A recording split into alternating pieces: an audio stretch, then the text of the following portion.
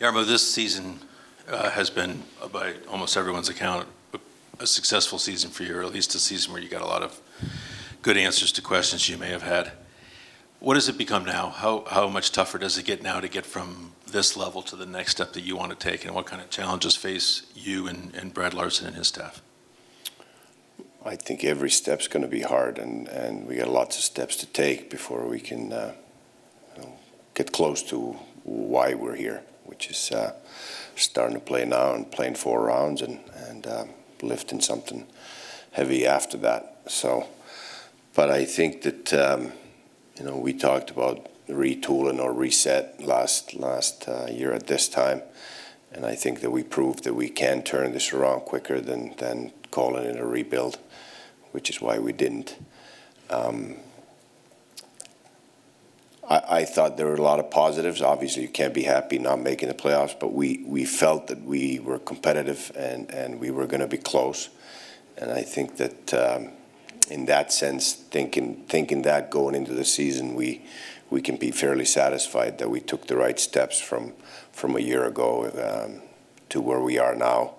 And I think that we're going to take the next steps here fairly quickly as well, because there's going to be a lot of internal growth with the guys that we have, the age structure that we have with our young, very talented players. They're going to get better, or they're going to get pushed hard to get better, and we have the right people working with them to get better. So I'm excited about where the team's at, because like we said, we want to build this the right way so that we can compete to win the Stanley Cup. Change is inevitable, but how do you make sure that the room stays? A lot of the players were talking about how this is the best room they've ever been in, and the strength of that. And I asked Lars about, are there more like-minded people now on this team as the core gotten larger? So when you make change, is there always that possibility that you lose the cohesiveness and the whatever that is, the mojo that you have? Yeah, I think that's a big part of the player evaluation that we always have here, and I think it should be, because this is the ultimate team sport, I call it, because it truly needs the 5-man unit every time they're on the ice, but not only that, but the 20 guys and the 25 guys that are in that room to be a true team. It doesn't matter if you have big stars, if they're not working together, you're not going to win anything. So a big part of the player evaluation is that, does that guy fit in? If we're bringing somebody up from outside, how does he fit in with our group?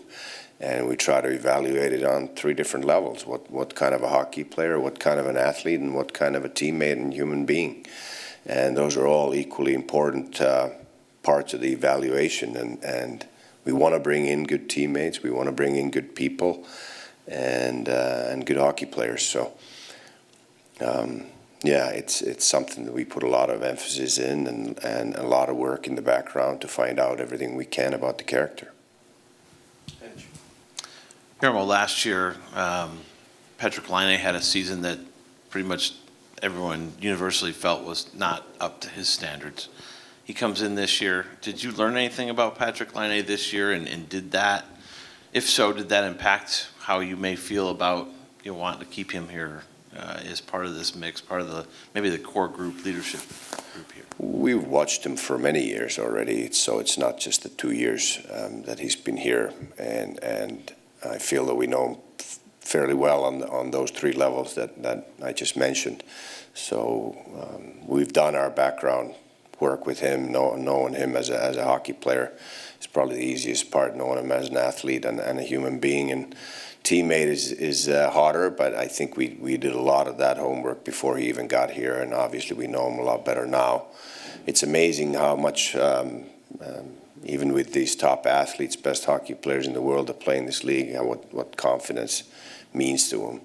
And I think he was very low on confidence a year ago in that season for many different reasons. And this year, when the ball started rolling into the right direction and he got more and more confident, you could see what the other end of the potential is.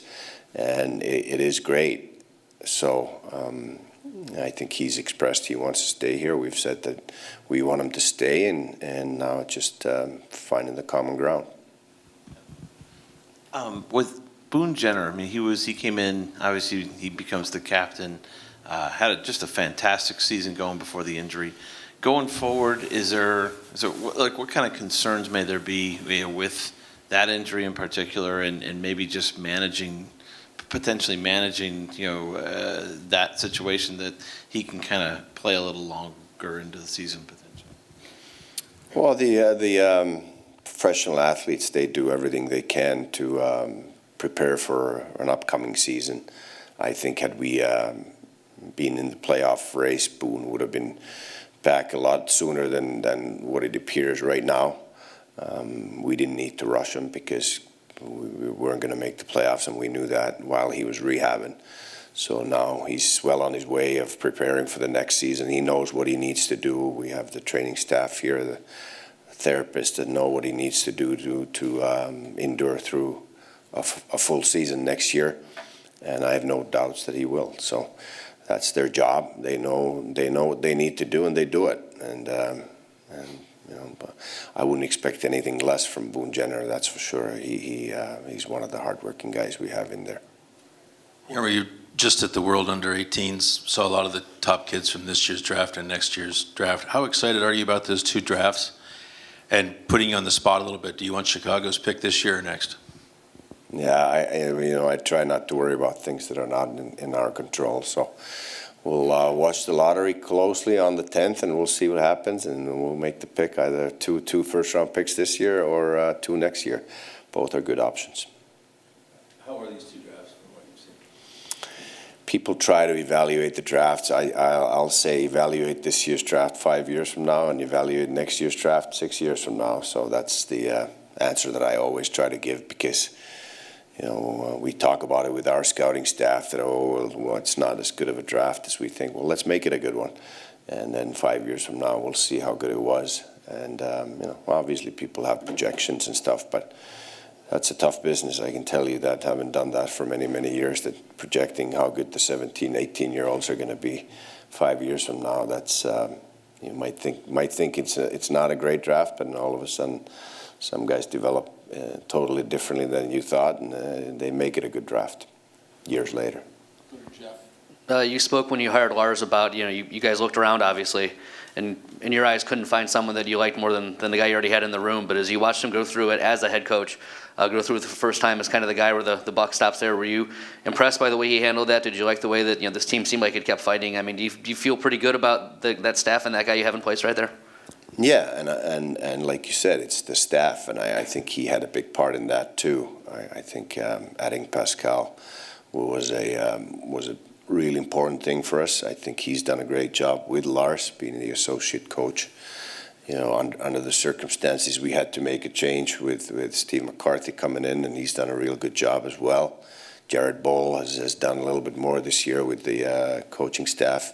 Kenny McCudden is outstanding as a skills coach.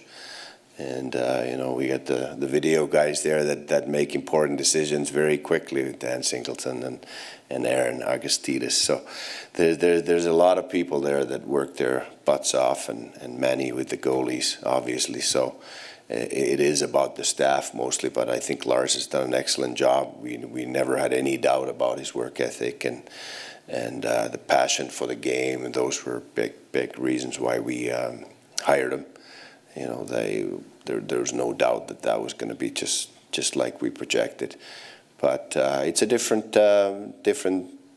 job, obviously, having all the responsibility and pressure, if you want to call it, on your shoulders. And I think he's handled it very well. And he's been in the business for a long time. I said it last year that ever since I've gotten to know him, I've always felt like he's a head coach in the National Hockey League. I think he proved in the first year that he's going to be a good one, and probably going to have a long future in the business in the National Hockey League because of it. And and I think that just like on the player side, our coaching staff can grow too, and that's exciting.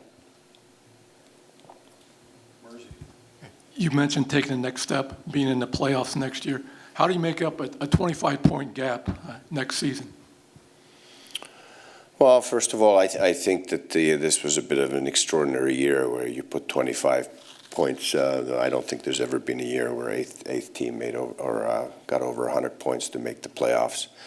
But we'll go about it game by game, and we'll start with training camp next year, and we expect everybody to have a great off season and get stronger and quicker and faster and more explosive and more experienced from having gone through what we went through this year. And so we'll be better on the individual level come training camp time, and we'll work at getting better as a team next year. And I think one of the things that we're probably going to talk about a lot this summer and do what we need to do to keep the puck out of our net better.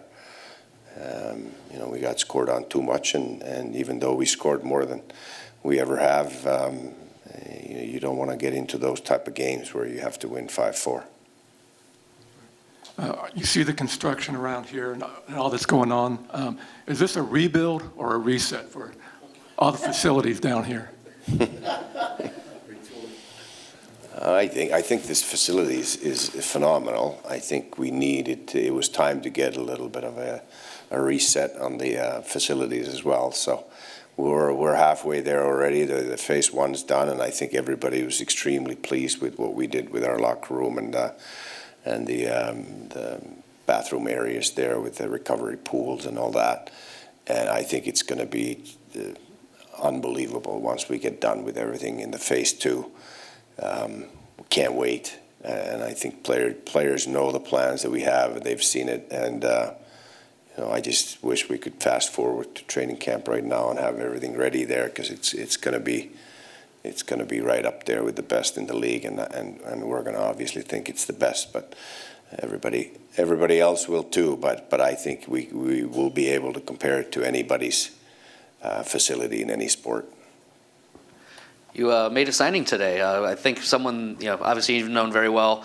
People kind of followed a little bit in the KHL, but just how excited are you to see Krill come over here, and how do you think his game will translate to North America? Yeah, it'll be great to see that. And we sometimes have to wait longer for the guys that had those long-term contracts in the KHL, and now he's finally coming, and he's a big right winger, and he can play both sides, right-handed shot, and he's got a lot of skill, and I think he plays with the pace too that is required in the National Hockey League. I think players overall or if coming from Europe usually have to go through a little bit of an adjustment period. We've seen that here many times with some of the European prospects that we have. So most likely he will have to too, but he he's played pro and been successful over there, and now he's going to get a new opportunity here to play in the best league in the world. So we're excited to have him, and we'll just go from there step by step, and he's going to be a good addition for us. Quickly getting back to the facilities you were talking about, when that's all done, you talked about how you feel like you guys will feel like it's the best in the league kind of thing. How much of an asset can that be if you're in free agency, say, and you're trying to attract somebody here? It's not going to hurt you. I don't think anybody's going to come here just because of the locker room or facilities, but I think mostly what we want to do with it is that we take care of our own players that are already here to make sure that there's no excuses. They have the best facility. They can concentrate on the job. They can do their job to the best of their ability because the facilities are first class, and they can just concentrate on the job and get it done. So that's the main focus from our part. But it certainly won't hurt when you can show the facility to the people outside, and players that we may trade for, and they come in and they see the facility, and they're wide-eyed and say that this is the best I've ever seen. That's obviously a bonus too. The other day we were talking to Elvis, and he basically mentioned that the cannon kind of bothered him early, not now. He's kind of past that thing. I'm wondering, after what happened last year, as an organization, did you guys have any kind of concerns about maybe him hearing that or anything like that? Was that ever discussed and talked about? No, yesterday was the first time I ever heard of it, so, yeah.